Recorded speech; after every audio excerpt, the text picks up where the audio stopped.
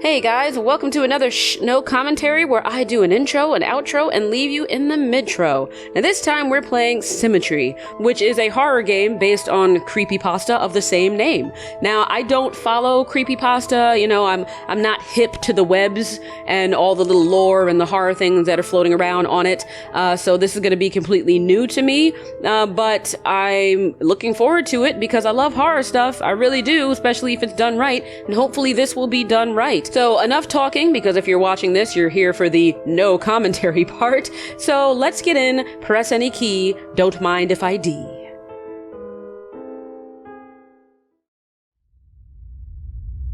I love Symmetry.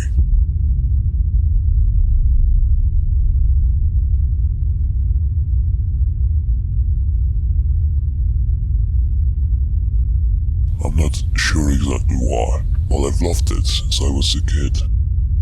Most children are messy and forgetful of their things. Not me. I knew everything had its place, and in my room everything was right where it belonged. My parents didn't have it. My grandparents didn't have it either. Not a single person in my family had it. I started referring to it as it because I truly believe it's a thing inside me. It's a need, a desire, a longing to be perfect on both sides.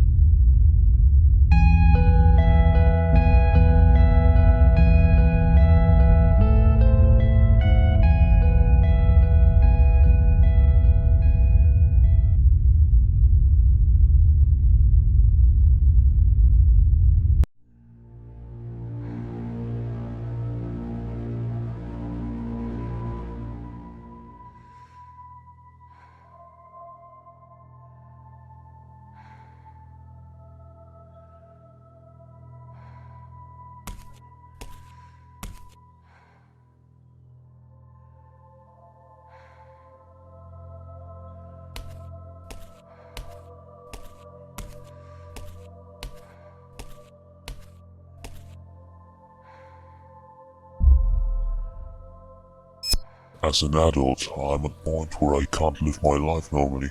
I can't keep a job. Men don't stay with me because they can't handle it. Honestly, I don't even care when they leave. They're messy and make things difficult.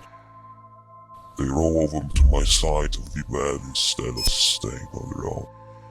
They leave dishes in one side of the sink but not the other. I can't work anymore, so when they leave for the day, I have to stay home and fix everything.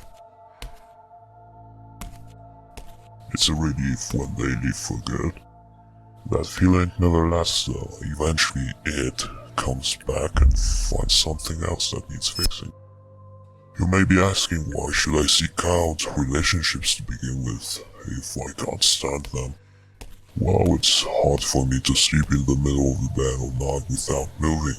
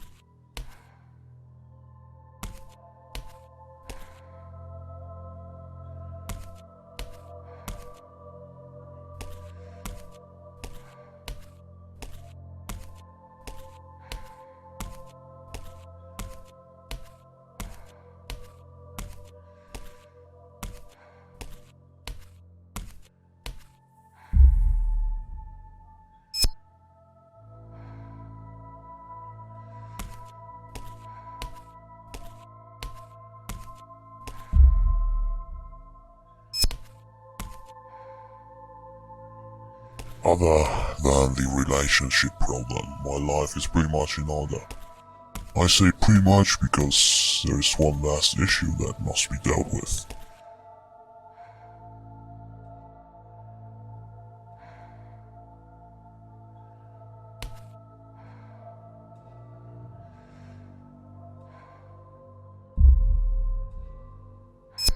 You see, I have what's called heterochromia iridium, or two different colored irises. My right eye has cornflower blue, my left pale green. Both my parents have cornflower blue eyes, my siblings and cousins as well. My green eye is the broken one. It makes me unbalanced.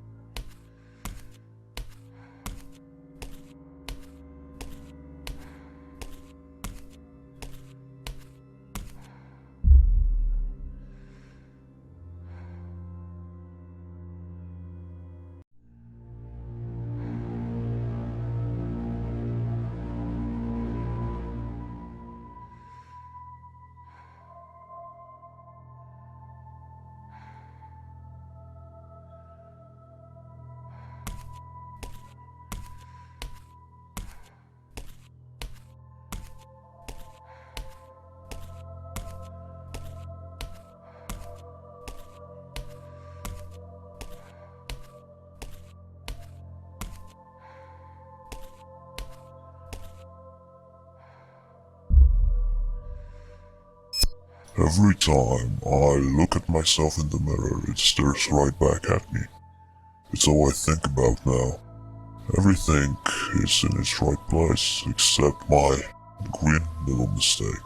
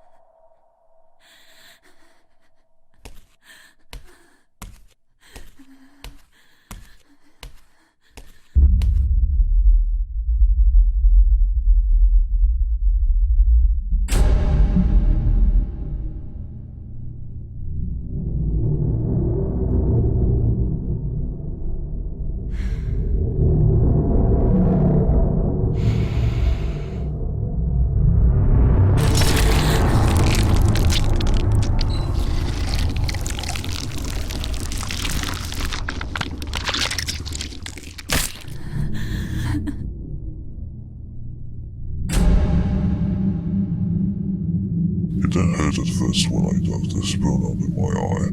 It didn't even hurt when it popped out and it was hanging by my cheek. Was it shock that was keeping the pain away, or was it it?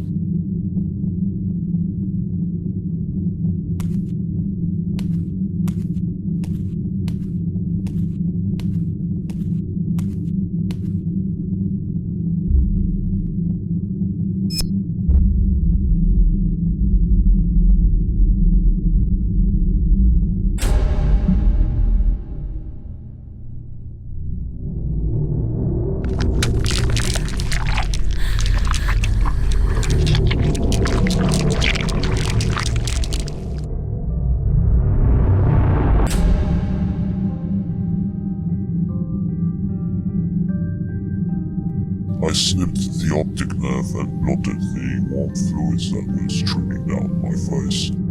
My vision being cut in half was a strange sensation. What was left of the dangling flesh I placed back in the now empty hole. I rinsed the spoon and went to sleep.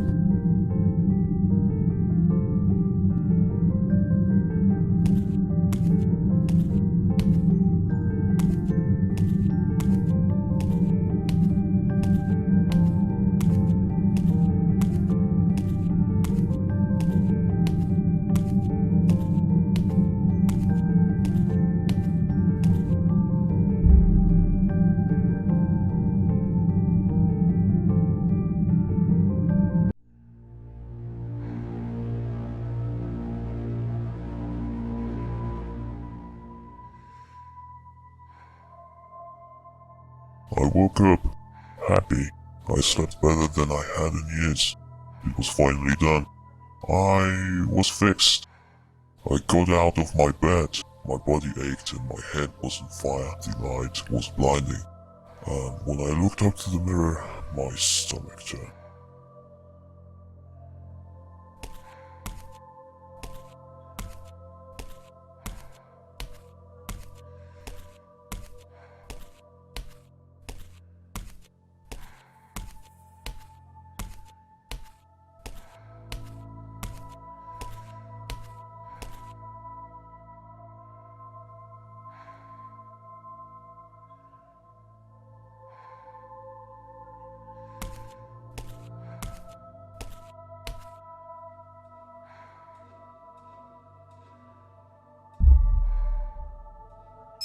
Only then had I realized what I'd done to myself, and I couldn't believe it.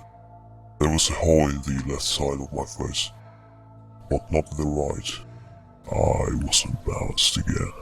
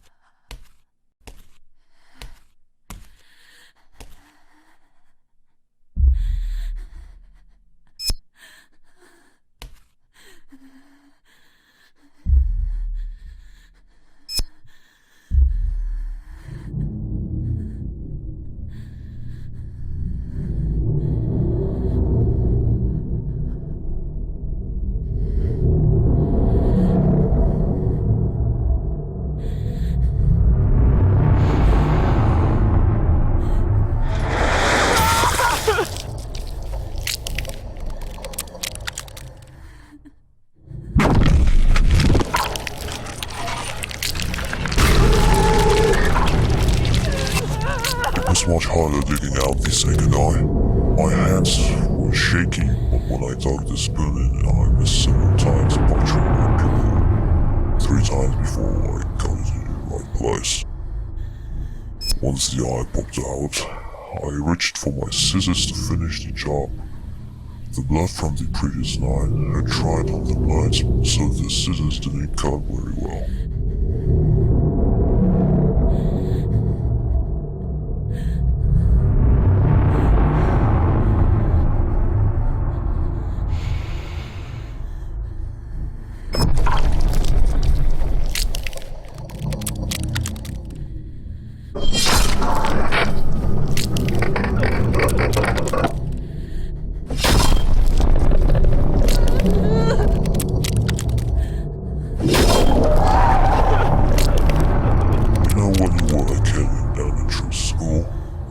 Teacher made you cut construction paper for art projects?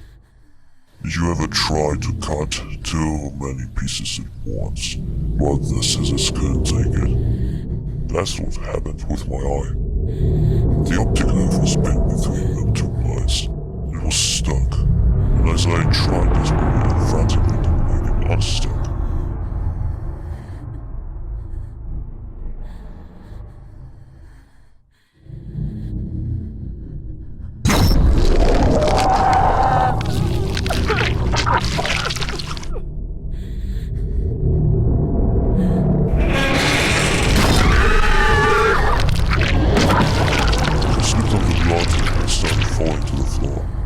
reflexes kicked in, and I let go of my eye to try to break my fall with my hand. The weight of these stuck scissors on my hanging eye was unbearable. I knew I couldn't stand it long quick enough to make it to the kitchen to get a knife, so I pulled.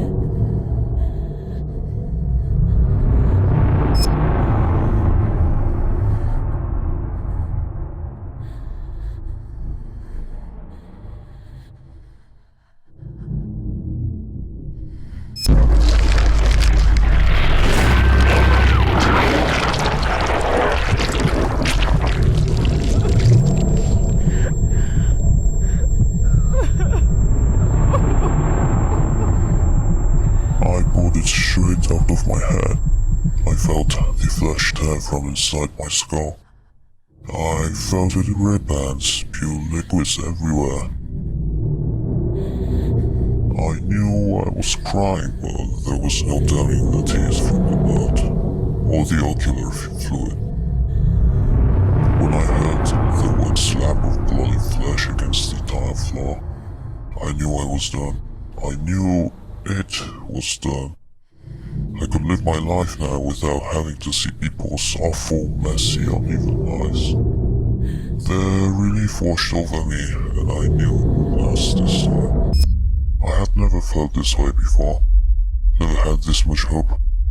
As I laid in that cold, wet, sticky tile, I smiled for the first time in years.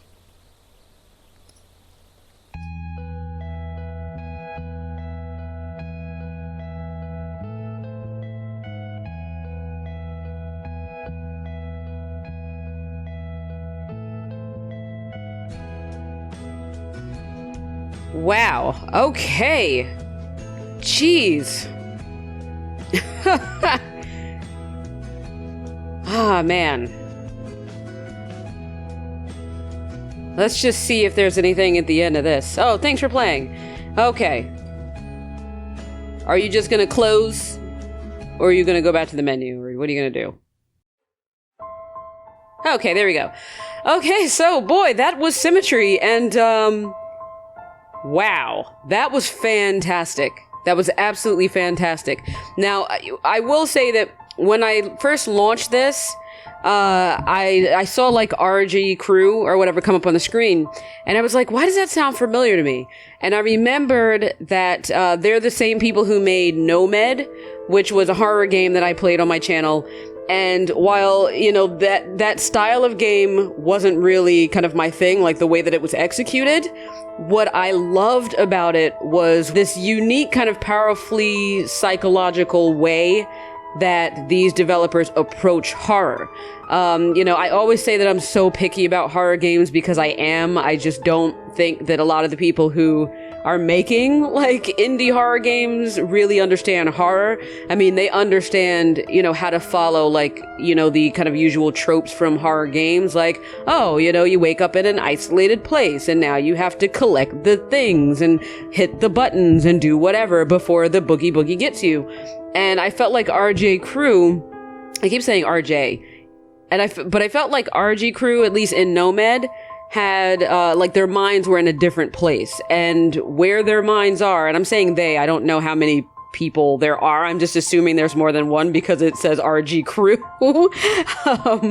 But anyway, I just felt like I could really relate to the way that they approach horror, that it's more in keeping with the kind of horror games I like.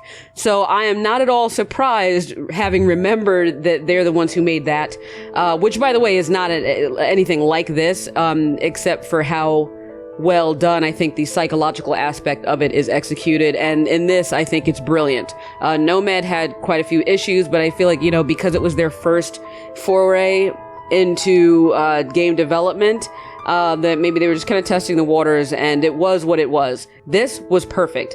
And I can identify with it as well because I love Symmetry, and while for me there is no it, I'm not the kind of person who, you know, will go to someone's house and see that their salt and pepper shaker are kind of, you know, sitting all wibbity wonks and feel compelled to move it. I'm not that far gone, and certainly not as far gone as this, because I mean, this is as far gone as you're gonna fucking get, you know? I mean, like, this is you getting a ticket to take a cab to a bus to a train to a plane. Like, this is Gone Girl. This is Ben Affleck territory right now. This is how far gone this shit is. But anyway, I really, really like this. And kudos to the person who wrote the creepypasta that this was based on. It actually takes me back to many, many centuries ago when I was in university. And I used to write horror flash fiction for websites. And I love thinking that, now when a lot of people say that people don't read anymore and, everybody's just kind of stuck, with their nose in a screen, texting and swiping, and that's all everything is about, that making media consumable, is something that actually has allowed people to do the very opposite, to start getting back into reading, whether it be with like e-readers, like thanks to Kindle, which I feel did a really good job of bringing reading and books and stuff like that to a new generation, and an appreciation for storytelling through words. And again, even Audible, kind of taking it to that next level where, you have people who maybe they can't sit down and read it, but they want to hear it and they want to be immersed in like more of the sensory experience of like having the story be told to them. I think all of these platforms have helped to keep writing, which is my first and foremost true love, alive, even in a generation that's all about digital entertainment. And so I like the fact that just straight up reading little stories and horror stories and the concept of creepypasta in general, just being a thing now, and just knowing that this is something that I used to do and people I know used to do many, many years ago, that this is still something that's catching on. It's like the story being told through like creepy text messages and try to make it relate to this generation that relates more to like cell phones and apps and things like that. I just love this. I love everything about this. So, to the person who took the time to sit there and write the creepypasta, I love that. And to RG Crew for bringing it to life in this way, I think you could not possibly have done this any better than you did it. With the quick times, I think that was an incredible choice. The sound design was obviously perfect. The pacing of the game, of the environment, and what you chose, most importantly, to show and not show, all contributed to creating an incredible horror environment. This is what a horror game should be like. So thank you so much for making this game. I'm really glad that I chose to make this a no commentary episode, because again, I don't know, like I'm going into these games blind, just like I usually do. So I had no idea how this game was going to play out, or if it would even work for something where I don't have commentary. I just kind of went with my gut, and my gut was right. So I'm going to reward it with a burrito. And while I go to do that, I would like you to reward the developer with some feedback and praise. The link to the game is in the description, so check it out for yourself and let me know what you think.